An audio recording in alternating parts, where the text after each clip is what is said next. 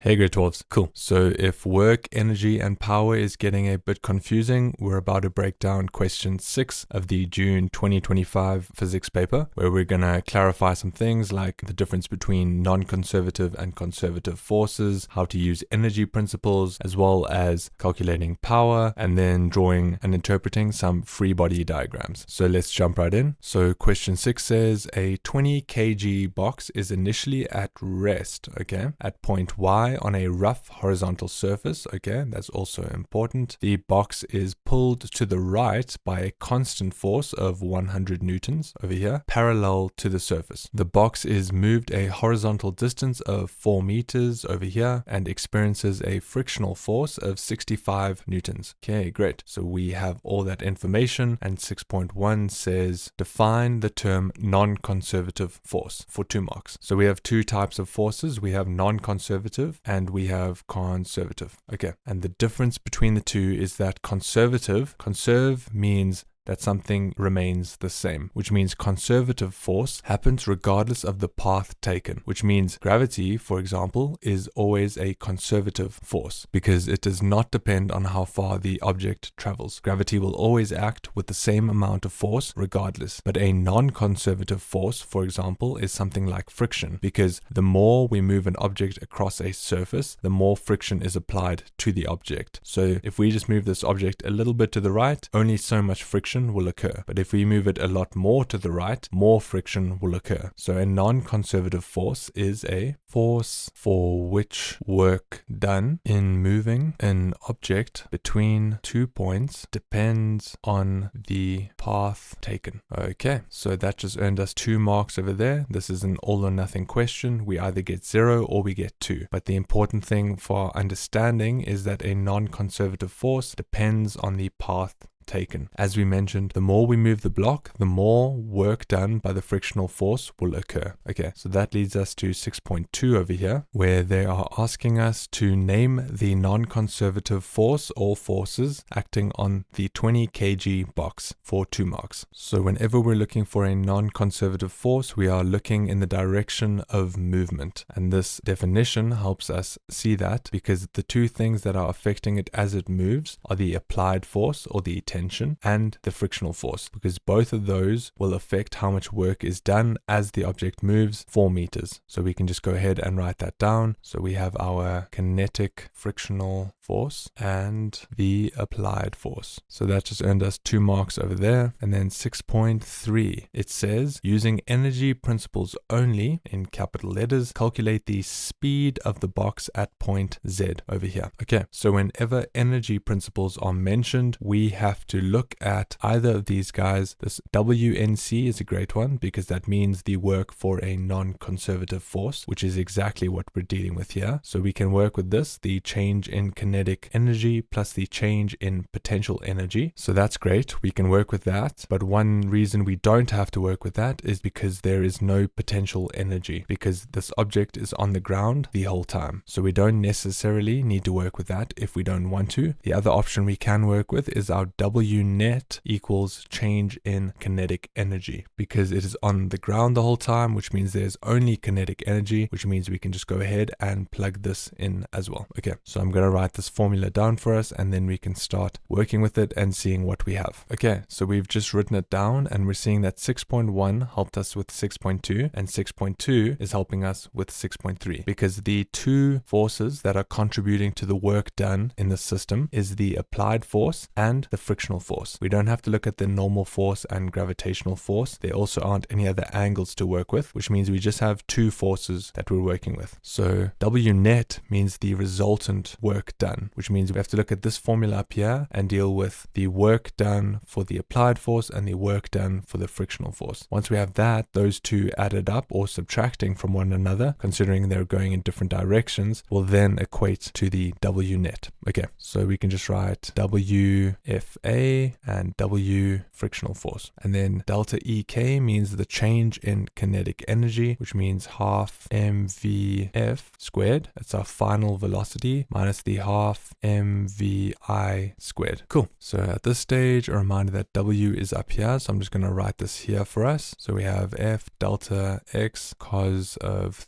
theta. So this is the formula. W represents this. So we're going to plug this in over there and over there. So the applied force has a force in newtons of 100. And then delta x, what we're looking at is the speed of the box at point Z, which means it traveled 4 meters. Delta x is our displacement, which means we multiply that by 4. And then cos is what we write. And then the angle, we either have 0 degrees, which means we're working in the direction of the force. If we put cos 0 in our calculator, we get an answer of +1, which just means that this object is going to be moving forward and has a positive direction. So we just write cos 0 here as the applied force is working in the same direction that the object is moving in. We always add up our works. We don't try and subtract them from each other. That is where our cos theta comes in, because the only other option we have is a 180. If we make cos 180, it becomes -1 according to our trig graphs for cos. And then making that 180 makes this whole answer negative, which means that this work, the frictional force, opposes the work done by the applied force, which means they are just going to subtract one another and we are going to have a smaller net work done. So that means if we are plugging in the F over there for our force, for the frictional force, they told us it has a frictional force of 65 newtons. So we have that over there. And then the distance is the same, considering the frictional force is moving for 4 meters as well. And the only other different thing here, like we chatted about, is the fact that it is cos 180, because the frictional force is opposing the direction of the applied force. So right now we have our two different components for the work, and then we can work on the right side of our equal sign here, which means we have half the mass of the object is 20 kgs. So we have that. The final velocity is what we want. So we do not know that. So Vf squared is what we want. And then once again, half our mass is 20. And then our initial velocity is 0 because the box was initially at rest before the applied force started, which means we have a 0 over there. And this whole thing on the right of our minus sign is going to become 0.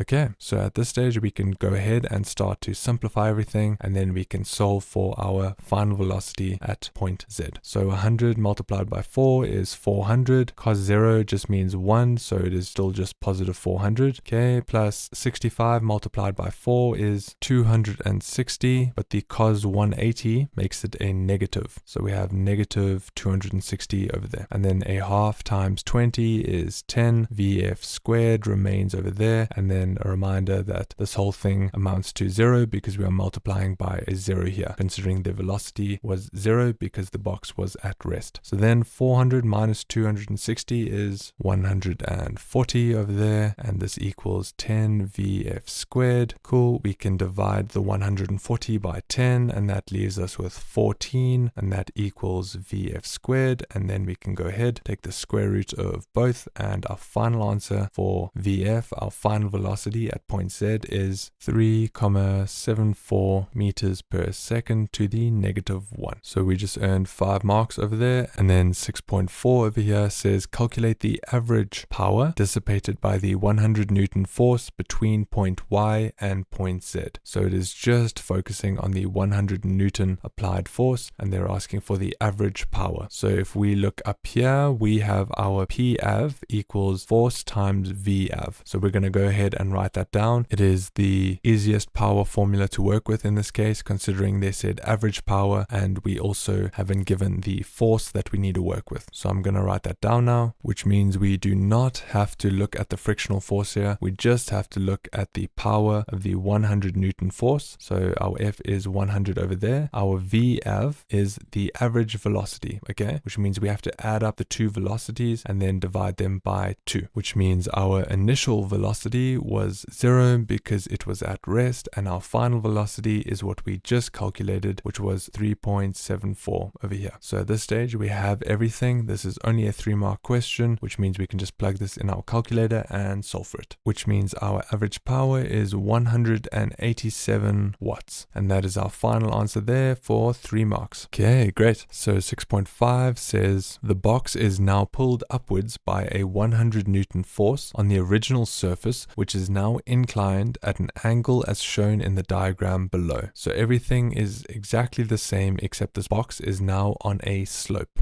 So 6.5.1 says draw a labeled free body diagram showing all the conservative forces acting on the 20 kilogram box. So a reminder to the beginning of the lesson when we were talking about the difference between a non-conservative and a conservative force. A reminder that a conservative force stays the same regardless of path taken, which means it is always constant, and the thing that is always constant is gravity. So if we are drawing a free body diagram of the conservative force or forces acting on the box, the only one we have in this situation is our gravitational force over there. And that would earn us 2 marks, 1 mark for the arrow, 1 mark for the label. And then last question, 6.5.2, will the box still have the same speed after 4 meters as in question 6.3? Will it still have the 3.74 meters per second to the -1 at point Z after 4 meters on the slope, or will it be different now that it is on a slope? Write only yes or no, give a reason for the answer. So considering this is on a slope now, there is one other thing to consider, and that is that even though we have the frictional force still working against the direction of the applied force, we also have the FG